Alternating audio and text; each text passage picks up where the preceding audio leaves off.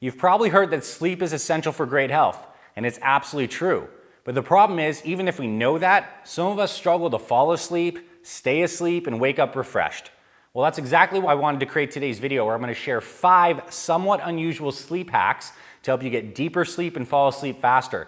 And this video is going to be different than just take some melatonin or put some earplugs in or try to go to bed earlier type tips. This is some stuff that you probably haven't tried before, so I want to challenge you as you go through this video to pick at least one of these this week and apply it into your life. Let's get into today's sleep hacks video. Sleep hack number 1 is to use some sleep frequency music.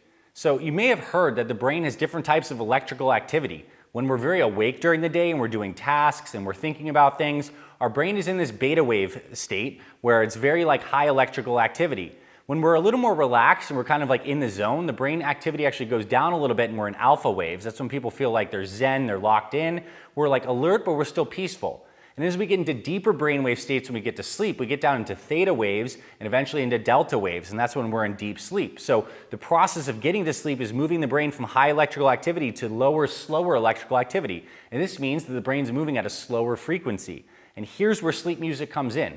We can actually take the same frequency of those theta waves, those deep waves when we want to get into sleep, and play that in your ears. And when we play these tones, it actually helps synchronize the brain to this slower wave state. And I want you to actually hear what this music's like. It sounds a little bit something like this.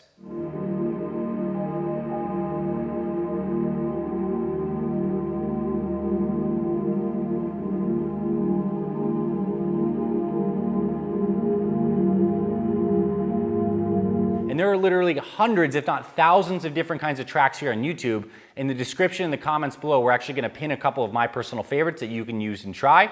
And the point is this: if you start to play this music around 30 minutes, maybe even 1 hour before you go to bed, or heck, right before you go to bed, this is going to help get that brain into that lower, relaxed state. Without you trying to do anything else, it's just going to train those brainwave patterns to be a lot more slow and relaxed, which will help you get to sleep. So that's why it's sleep hack number 1. Let's move on to our second sleep hack.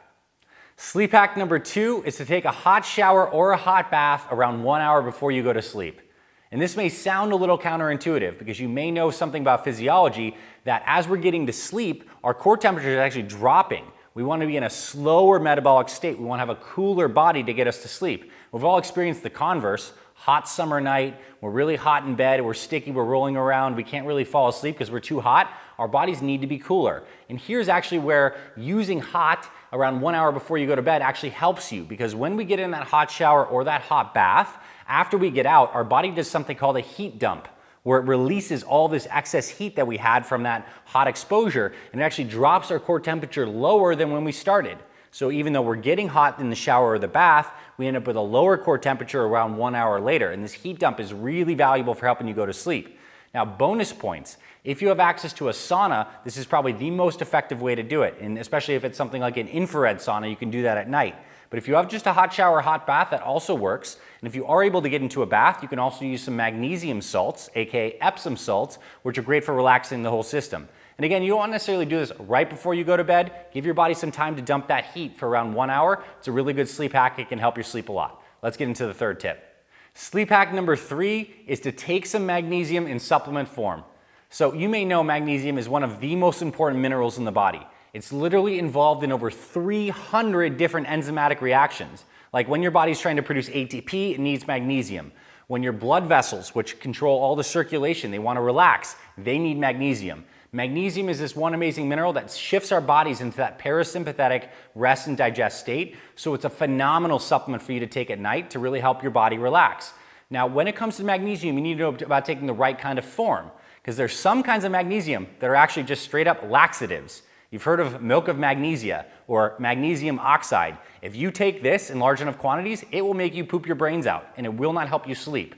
There are better forms for sleep, like magnesium glycinate, magnesium citrate. These are 2 of my personal favorites. You take these around 200 to 500 milligrams around 30 minutes to 1 hour before you go to bed, and it's going to help relax your system so much. And this alone, paired with any of those other sleep tips, could be massively beneficial for you, especially if the person who believes you need a lot of melatonin or different kinds of supplements to go to sleep. I think magnesium is a lot more foundational than that. So I recommend you get that into your routine. And also, it's a good idea to eat some of these high rich magnesium foods throughout the day. You can see them on the screen. These are very good for your overall health and performance. And your body, when you have higher magnesium stores, is also going to be less stressed during the day, as well as help you sleep better at night. That's our third sleep tip. Let's get into number 4.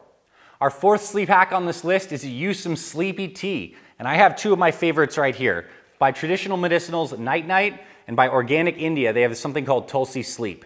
And so not enough people drink tea, and it's like really overrated. A lot of people drink caffeinated tea like black tea and green tea, but I think sleepy tea is even more powerful and even more beneficial because there are some tried and true herbs and plants that absolutely relax our nervous system. Things like chamomile, passion flower, these things, lavender, these are like so powerful, really getting us into that parasympathetic rest and relaxation state. And this is completely backed by research.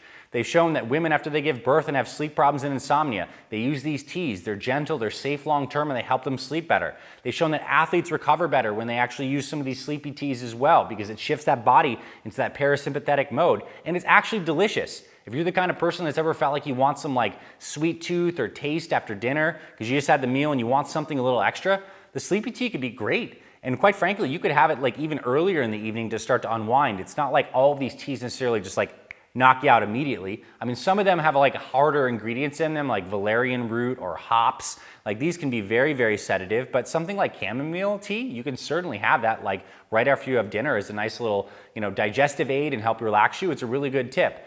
And the way to actually drink tea consistently is to have an easy way to heat up water. If you have like a hot water kettle or something that you get in the habit of making, just turn that thing on after dinner, get it warm, brew a cup, drink it sometime in the evening. It's absolutely going to help your sleep, and it's something that has a lot of other health benefits too. That's hack number 4. Let's get into our final tip on this list. So sleep hack number 5 is to start a prayer or meditation practice. And I'm not going to necessarily speak to you about what your particular beliefs are or religion, because whatever that is very personal for you. But I will say this. At the end of your day, you just had all this activity. You processed so many memories, emotions, you accomplished some things, maybe some instances happened that are running in your mind. Having a moment to really bring it all together, to really just calm down, to process, or even just quiet the mind, or if you have a relationship with God, to get into a devotional state where you're able to like find some peace before you end the day and start the next day is massively important because so many of us struggle with sleep, not even because it's a physical basis, not because we lack magnesium, not because we're too hot or too cold, but because our mind is too active. So the simple practice of creating a routine at the end of the day where you're able to just like unwind, really just assess what happened, and ideally have a little bit of gratitude, be grateful for some of the experiences that happen, as well as maybe create a little bit of plan for what's going to come tomorrow. So you have tasks you didn't get done, you know they're on the list, write out a little plan so the mind can kind of calm down. It doesn't need to ruminate on all these things. And of course, if your practice gets deeper and it becomes deeper prayer or deeper meditation, there's additional benefits for obviously like brain health, but I think for spiritual health too. It's a really nice way to end your day, and it's a nice capstone for saying, yes, today was good, we did this, now we get a fresh new day tomorrow. So that simple practice pays massive dividends. Now, in the last few minutes of this video, I want to talk to you in really rapid fire format about a couple things that absolutely destroy your sleep. One thing is eating way too much food way too late at night.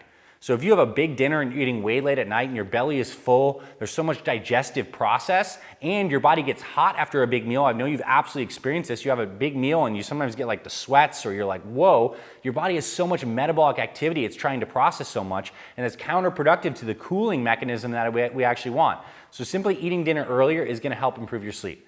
Also, we all know stimulants, right? A lot of us have them in our lives in the form of like coffees and teas. Make sure you're getting those like earlier in the day.